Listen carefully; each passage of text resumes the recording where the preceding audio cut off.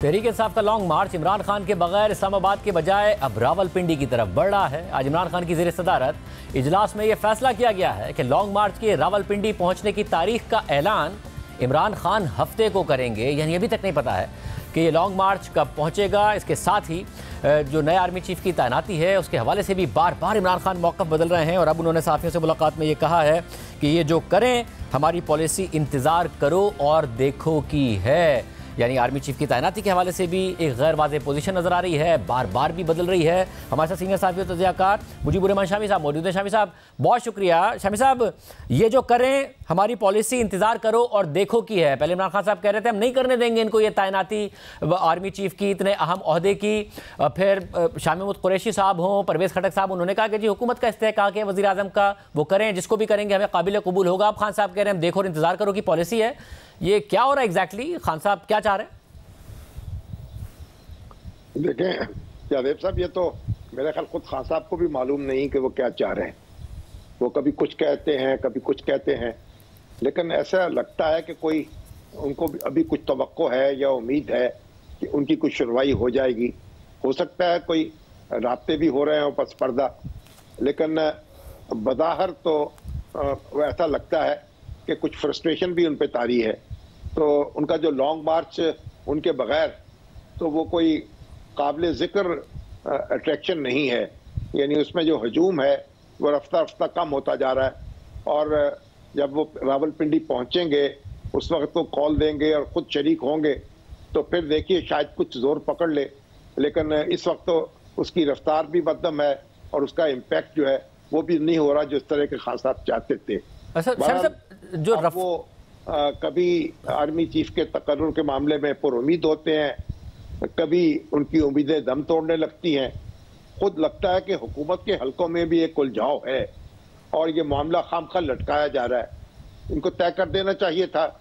इस तरीके से तो मज़ीद चमकोइयाँ हो रही हैं, अफवाहें फैल रही हैं और एक कमज़ोरी का तासुर हो रहा है। मेरे ख्याल तासुर नहीं होना चाहिए था और ये अगर तय कर लिया जाता तो एक यकीन पैदा हो जाता और सूरत हाल जो है उसमें को बादल छट तो जाते ना कम अज़ कम।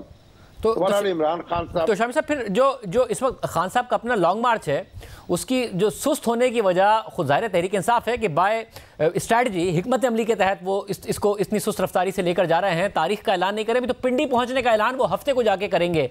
तो खान साहब की नज़र भी इसी बात पर है कि जो हुकूमत है ये कन्फ्यूजन का शिकार है। कभी था कि जी अक्टूबर के आखिरी हफ्ते में समरी मूव होगी, फिर नवंबर के दूसरे हफ्ते की बात की गई, अब 19-20 तारीख के बाद की बात की जा रही है। क्या खान साहब इसी को देखकर ऐलान करेंगे कि उन्होंने इस्लामाबाद आना भी है या नहीं आना है, पिंडी में ख़त्म कर देना है और मार्च की रफ्तार का क्या करना है?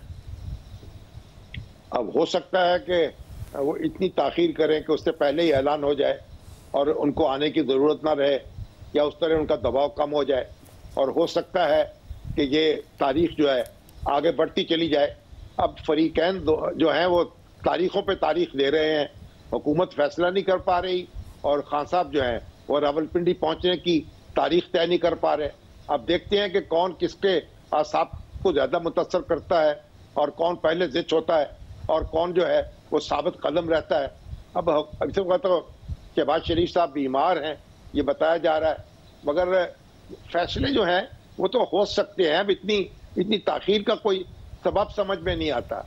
तो बेयकीनी जो है उसको बढ़ाने का कोई फ़ायदा हुकूमत को नहीं होगा। और खान साहब जो हैं ज़ाहिर है उनको ना फ़ायदे का पता चल रहा है ना नुकसान का पता चल रहा है।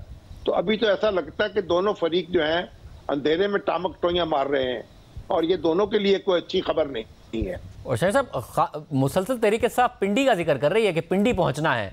ये जो पिंडी इतना और हो रहा है इसके पीछे भी कोई ना कोई मैसेजिंग है या बस पिंडी पहुंचना है फिर इस्लामाबाद जाना है?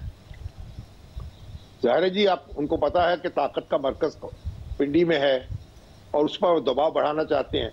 इस्लामाबाद को तो वो एक फरीक मानते ही नहीं है। तो उनका ख्याल है उनको जो कुछ भी मिलना है वो पिंडी से मिलेगा।